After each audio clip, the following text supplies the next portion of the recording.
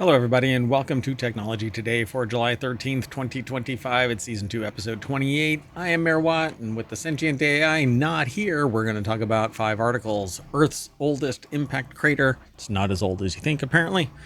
Melt fat, even on a junk food diet. Through the sun's atmosphere, shaped and steered by metal patches, and venom that cures. Everything is powered by ohmTown.com. Go over there, right there. Sign up, sign in. All news, no noise, because all the noise comes from this guy. Well, this mayor. How about that? Well, because it's... Never mind. We'll see you on the other side.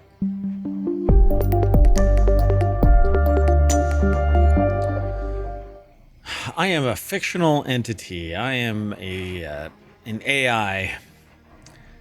This is all nothing more than a high-resolution computer composite. The Sentient AI has helped me create this embodiment. I am nothing but a VTuber and really good graphics. That's what I'm going with. This is not me. Anyway, this is what ohmTown looked like on July 13th, 2025, towards the end of the day, because everything is in reverse chronological order. So the newest is at the top, and the oldest is trending back. You can actually look at it all the way to 2020, but the shows started in 2022. So we're actually in our heading towards completing our 4th year, right? So all of 2022, all of 2023, all of 2024, and now we're halfway through, 7 months into 2024, or 2025. Yeah, we're steaming right along. And you can go back all the way to 2020, every month, every day. It's getting leaner at the beginning of 2020, 2021, because I'm running a program that's deleting older stuff all the way up until January 1st of 2022. I've been using it for a decade, and I just made it public in 2022 and started doing the show. Anyway, Technology Today is what we're here for.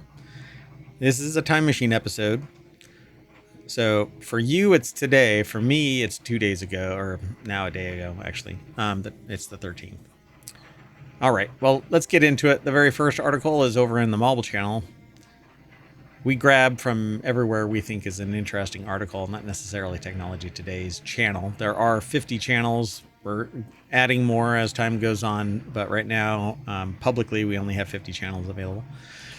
They're in 6 main categories. You can go and check them out. If you're listening to the podcast, go over to ohmTown.com. Check it out. Sign up, sign in.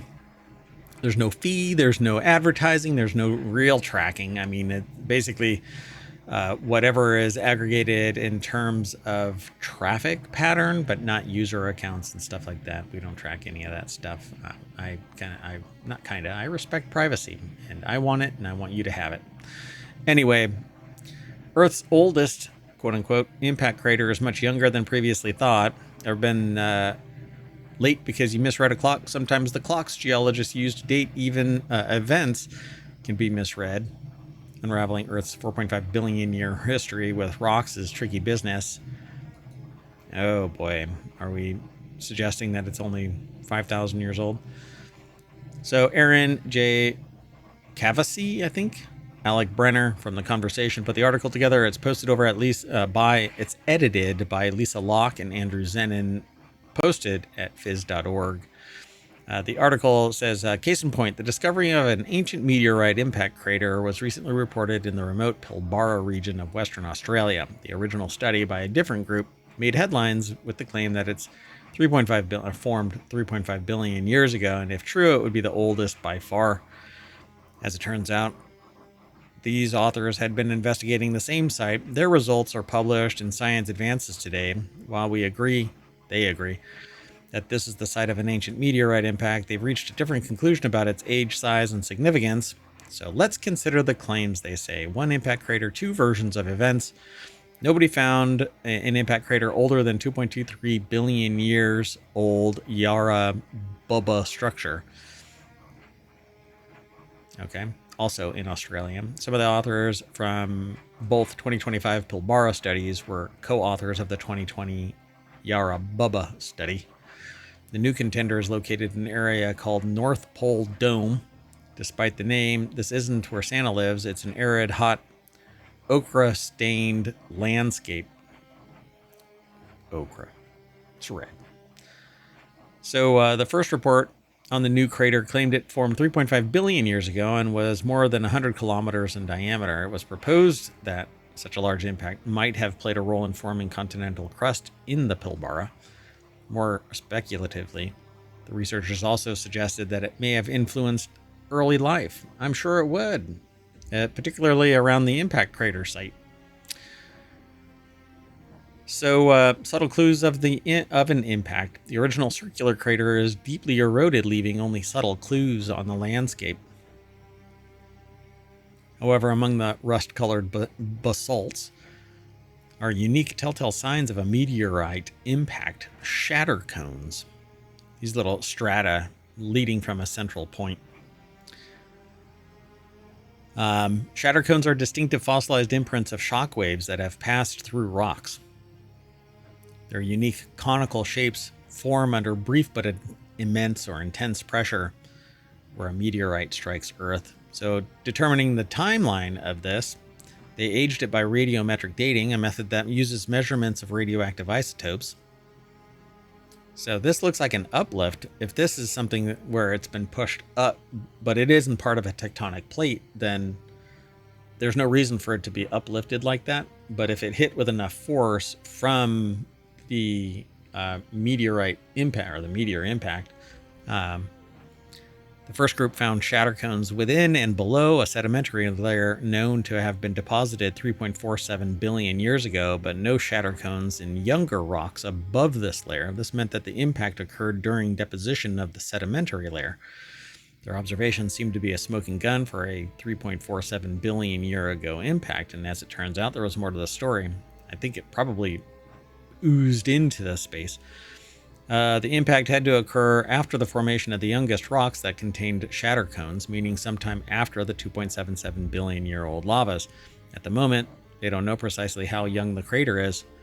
They can only constrain the impact to have occurred between 2.7 billion and 400 million years ago.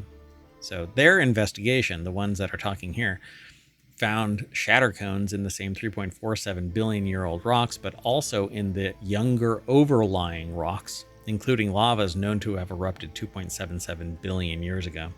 So, meh. And they say it's a 16-kilometer crater is a far cry from the original estimate of more than 100 kilometers. It's too small to have influenced the formation of continents or life. By that time of the impact, Pilbara was already quite old. Yeah, 100 kilometers is obviously quite a bit smaller. Oh, if you want today's show notes, you can hit exclamation point and then TT, and ohmTown will spit the articles out into the chat. You can click on those links and go straight over through ohmTown to all of the destinations. It's kind of how it works. ohmTown is a crossroads of information. Might have to change something. Okay. Anyway, say new connections to Mars, science's self-policing sport. Claims of discovery are based on data available at the time. They say while it's not the world's oldest, the Maralga impact is scientifically unique, as craters formed in basalt are rare. Most basalts are formed 3.47 billion years ago, making them the oldest shocked target rocks known. Prior to the impact, these ancient basalts had been chemically altered by seawater. Sedimentary rocks nearby also contain the earliest well-established fossils on Earth. Such rocks are likely to have been covering much of early Earth and Mars. We are just so fascinated that Mars debris lands on Earth, but I don't know. Yeah. All right, let's keep going. The next article is over in Technology Today. Hey, it's the name of the show. Magnesium Marvel. Experimental drug melts fat even on a junk food diet. Scientists have unveiled a small molecule drug that blocks weight gain and liver damage in mice forced to live on sugary, high-fat food.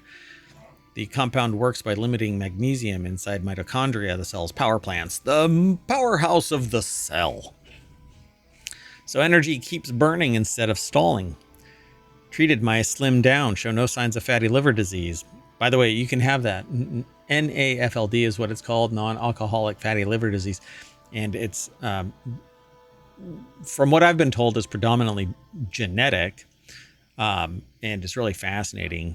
And I've learned that, whoa, I hit a button. I've learned that Zepbound actually, because of all of its interconnectedness to metabolism, Zepbound actually may allow your body to heal from NAFLD. That's what it's called. So let's see. This article is over at SciTech Daily. Will Sampson from University of Texas Health Science Center at San Antonio put the article together. Scientists have unveiled a small molecule drug that blocks weight gain and liver damage in mice forced to live on sugary, high-fat food. The compound works by limiting magnesium inside mitochondria, the cell's powerhouse. So I'm really curious what the impact is on the rest of the body, because you need magnesium, but what do you need magnesium for? If it's being consumed by the mitochondria, what else is it used for? When we gave the drug to the mice for a short time, they started losing weight. They all became slim, said Madesh Muniswamy, PhD, professor of medicine in the Health Science Center, Joe R. and Teresa Lozano Long School of Medicine. Is it a Long School of Medicine? I'm sorry, I shouldn't say stuff like that.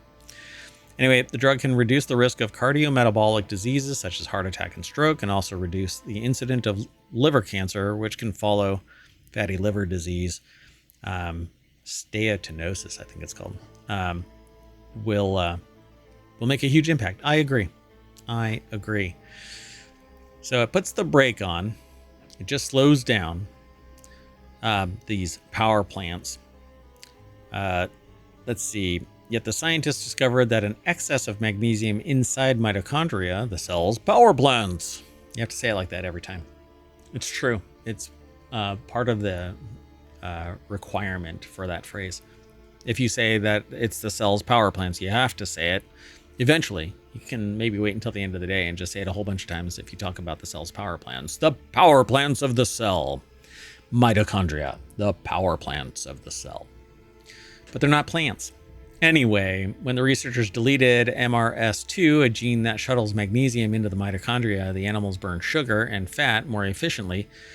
The mice stayed lean and healthy with liver and fat tissue showing no trace of diet-induced fatty liver disease, which is spectacular. The mice served as a model system of long-term dietary stress precipitated by a calorie-rich, sugary, and fatty Western diet. The familiar results of this stress are obesity, type 2 diabetes, and cardiovascular complications. So lowering the mitochondrial magnesium mitigated the adverse effects of prolonged dietary stress. So if I take magnesium, am I disrupting or providing more magnesium for my mitochondria to absorb, and thus by having too much magnesium in my system, am I basically enabling my mitochondria to stay fat and healthy themselves, or overly obese mitochondria? Do I have fat mitochondria because I take magnesium supplements? Anyway, now I got to look this up. So the findings are the result of several years of work.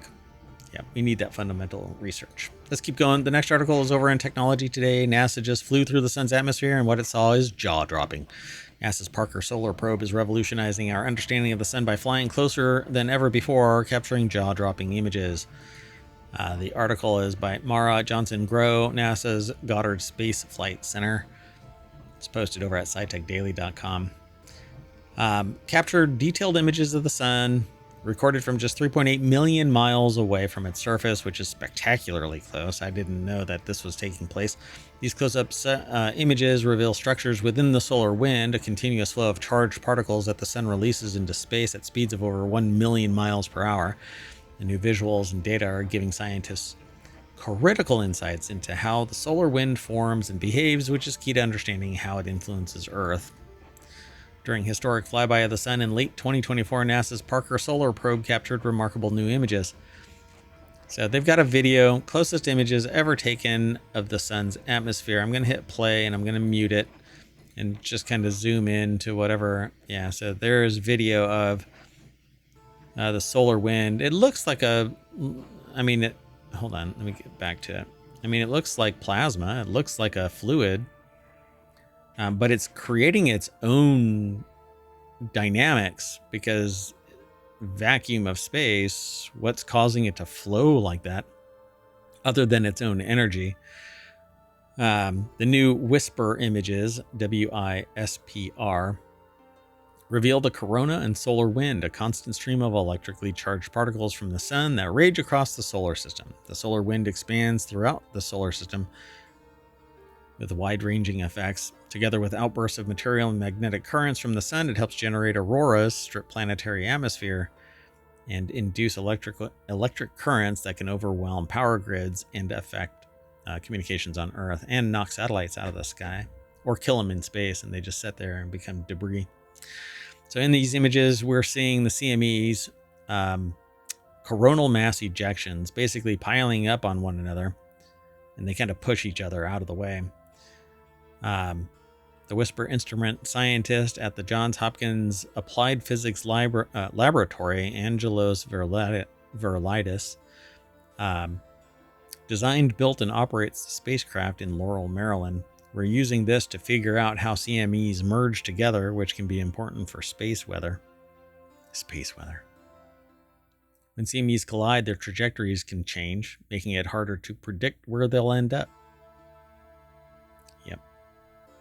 Let's keep going. The next article is over in the Mobile Channel. Micro robots shaped and steered by metal patches could aid drug delivery and pollution cleanup. Researchers from the University of Colorado Boulder have created a new way to build and control tiny particles that can move and work like microscopic robots, offering a powerful tool for applications in biomedical and environmental research. So University of Colorado at Boulder put this article together. It's posted over at phys.org and edited and reviewed by Stephanie Baum and Andrew Zenin. Zenin, Z-I-N-I-N. B-A-N-A. Sorry. Come on, MayorWatt, have some respect. I shouldn't be. Anyway, the study published in Nature Communications describes a new method of fabrication that combines high-precision 3D printing called two-photon lithography with a micro-stenciling technique. The team prints both the particles and its stencil together, then deposits a thin layer of metal such as gold, platinum, or cobalt through the stencil's openings. When the stencil is removed, a metal patch remains on the particle. Yeah, it's a little bit more. It's not really. Let's see.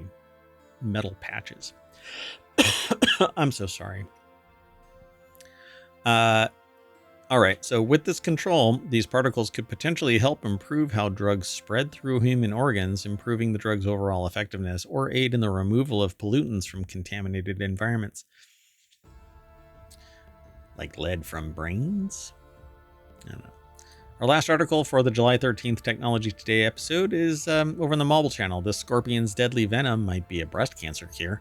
Researchers have discovered that a molecule in the venom of little-known Amazonian scorpion that goes by the scientific name Brotheus amazonicus. That's pretty awesome, Brotheus.